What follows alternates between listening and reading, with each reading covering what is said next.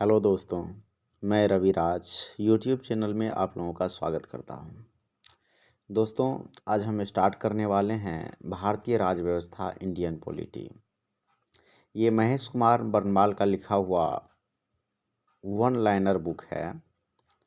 यहाँ से यदि आप कंप्लीट कर लेते हैं, सभी सब्जेक्ट को हम आपको कंप्लीट करवाएंगे। यहाँ से कंप्लीट कर लेने के बाद सभी एग्ज़ाम के लिए आपका अच्छा तैयारी हो जाएगा। तो मेरे साथ बने रहिएगा। चलिए तो स्टार्ट करते हैं। भारत का संवैधानिक विकास आज का टॉपिक है। भारत का संवैधानिक विकास, जिसका पहला क्वेश्चन है रेगुलेटिंग एक्ट 1773 द्वारा रेगुलेटिंग एक्ट 1773 द्वारा सर्वोच्च न्यायालय की स्थापना कहाँ की गई। रेगुलेटिंग एक्ट 1773 द्वारा सर्वोच्च न्यायालय की स्थापना कहाँ की गई? कोलकाता में 1774 ईस्वी में। दोस्तों, रेगुलेटिंग एक्ट 1773 द्वारा सर्वोच्च न्यायालय की स्थापना कहाँ की गई? कोलकाता में 1774 ईस्वी में। भारतीयों को भारत के प्रशासन में भाग लेने का अधिकार किस अधिनियम के द्वारा प्राप्त हुआ? चार्टर एक्ट 1833 द्वारा। याद रखिएगा, भारतीयों को भारत के प्रशासन में भाग लेने का अधिकार किस अधिनियम के द्वारा प्राप्त हुआ? चार्टर एक्ट 1833 के द्वारा। भारतीय विधान परिषद को बजट पर बहस करने की शक्ति किस अधिनियम के द्वारा प्राप्त हुई? भारतीय परिषद अधिनियम 1892। भारतीय विधान परिषद को बजट पर बहस करने की शक्ति किस अधिनियम के द्वारा प्राप्त हुई? भारत परिषद अधिनियम 1892 के द्वारा। अगला क्वेश्चन है, केंद्रीय विधानमंडल सर्वप्रथम किस अधिनियम द्वारा द्विसदनीय बनाया गया? 1919 के भारत शासन अधिनियम द्वारा। क्वेश्चन है, केंद्रीय विधानमंडल सर्वप्रथम किस अधिनियम द्वारा द्विसदनीय बनाया गया? तो 1919 के भारत शासन अधिनियम द्वारा। भारत के राष्ट्रपति को अध्यादेश निर्गत करने की शक्ति मूलतः किस अधिनियम से प्रेरित है? भारत शासन अधिनियम 1935 से। क्वेश्चन है, भारत के राष्ट्रपति को अध्यादेश निर्गत करने की शक्ति मूलतः किस अधिनियम से प्रेरित है? भारत शासन अधिनियम 1935 से। इससे आगे देखते हैं।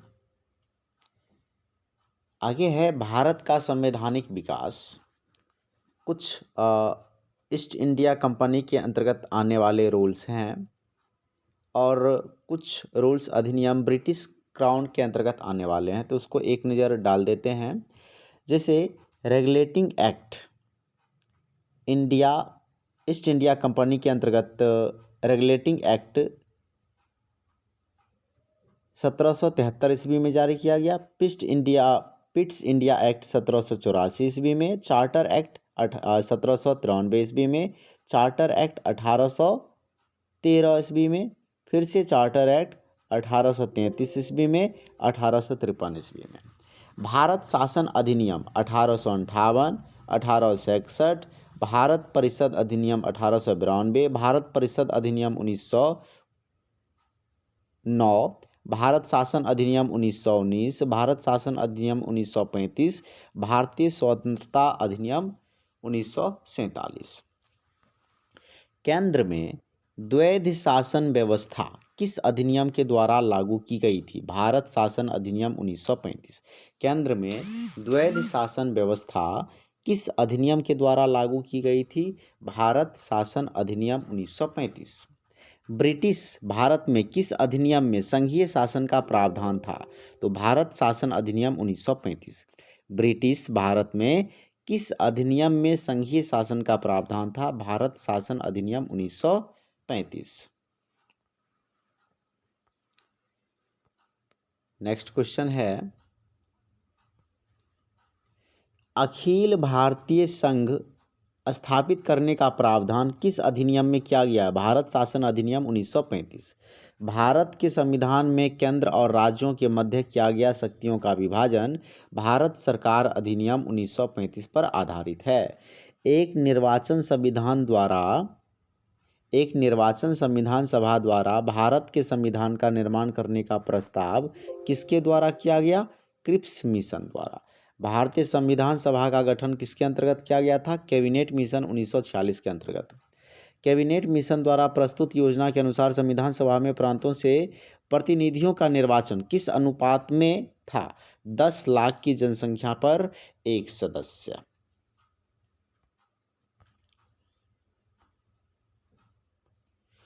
भारत संविधान निर्माण करने वाले संविधान सभा के सदस्यों का चुनाव किसके द्वारा किया गया था? विभिन्न प्रांतों की विधानसभाओं के द्वारा। अब कुछ अंतरिम सरकार के बारे में जान लेते हैं।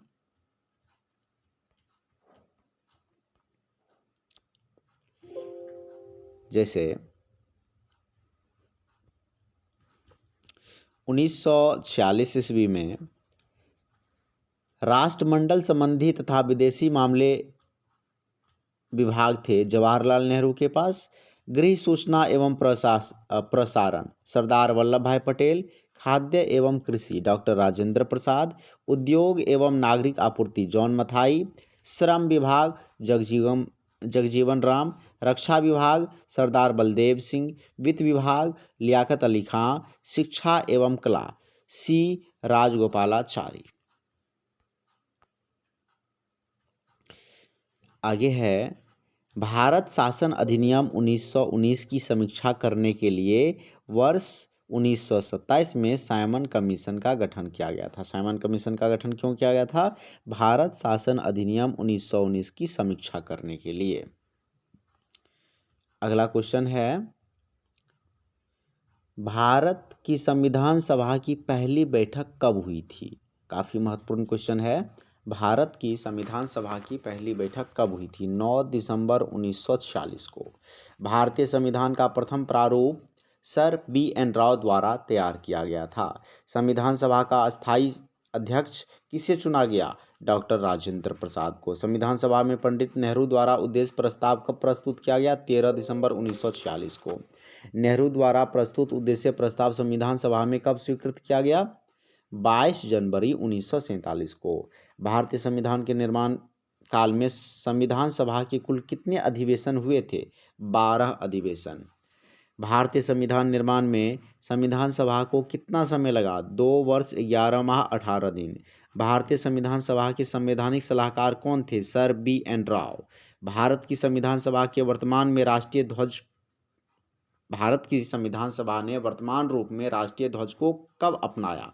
22 जुलाई 1947 ईस्वी को। संविधान सभा की प्रथम बैठक की अध्यक्षता डॉक्टर सच्चिदानंद सिन्हा ने की थी। भारत का संविधान कब स्वीकार किया गया? 26 नवंबर 1949 को। और भारतीय संविधान पूर्णतः कब लागू हुआ? 26 जनवरी 1950 को।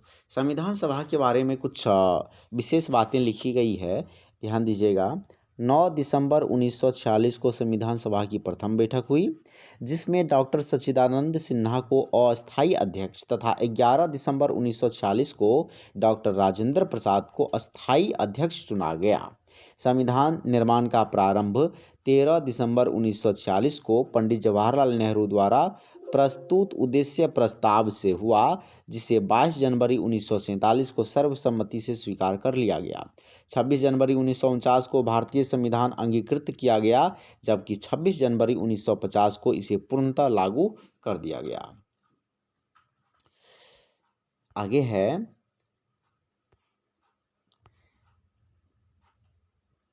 26 नवंबर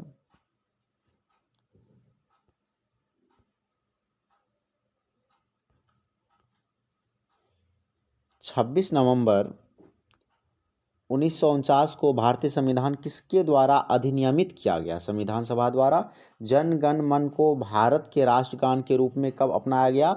बहुत ही महत्वपूर्ण क्वेश्चन है, 24 जनवरी 1950 में। भारत सरकार द्वारा अशोक स्तंभ को राष्ट्रीय चिन्ह के रूप में अंगीकृत किया गया 26 जनवरी 1950 को। संविधान सभा की सलाहकार समिति के अध्यक्ष सरदार वल्लभ भाई पटेल थे। संविधान सभा की झंडा समिति के अध्यक्ष डॉक्टर राजेंद्र प्रसाद थे। प्रमुख समिति एवं उनके अध्यक्ष। संघ शक्ति समिति पंडित जवाहरलाल नेहरू, संघीय संविधान समिति पंडित जवाहरलाल नेहरू, प्रांतीय संविधान समिति सरदार वल्लभ भाई पटेल, प्रारूप समिति डॉक्टर भीमराव अंबेडकर, मौलिक अधिकारों एवं अल्पसंख्यकों संबंधी परामर्श समिति सरदार वल्लभ भाई पटेल, प्रक्रिया नियम समिति डॉक्टर राजेंद्र प्रसाद, राज्यों के लिए समिति पंडित जवाहरलाल नेहरू, संचालन समिति डॉक्टर राजेंद्र प्रसाद। संविधान सभा के कार्यों से संबंधित समिति के अध्यक्ष कौन थे? जीवी मालवंकर। डॉक्टर भीमराव अंबेडकर की अध्यक्षता में संविधान सभा के प्रारूप समिति में 6 अन्य सदस्य N Gopalaswami Ayyangar, doctor K M. Munshi, B M. Mitra, बाद में इनके स्थान पर माधवराव, अल्लादी कृष्णस्वामी अय्यर, सैयद मोहम्मद सादुल्ला तथा डी.पी. खेतान, बाद में इनके स्थान पर टी.टी. कृष्णमाचारी थे। संविधान सभा की डॉक्टर भीमराव अंबेडकर की अध्यक्षता में प्रारूप समिति का गठन कब किया गया? 29 अगस्त 1947 को। डॉक्टर भीमराव अंबेडकर का संविधान सभा में निर्वाचन किस प्रेसिडेंसी से हुआ? बम्बई प्रेसिडेंसी 1947 से 50। पहले बंगाल प्रेसिडेंसी से हुआ था 1946 से 47। एक और बात जान लीजिए, भारत का संविधान मूलतः 2 भाषाओं हिंदी तथा अंग्रेजी में लिखा गया था और सभी सदस्य ने इन दोनों प्रतियों पर हस्ताक्षर किए थे। तो आज के लिए इतना ही। जय हिंद, जय भारत।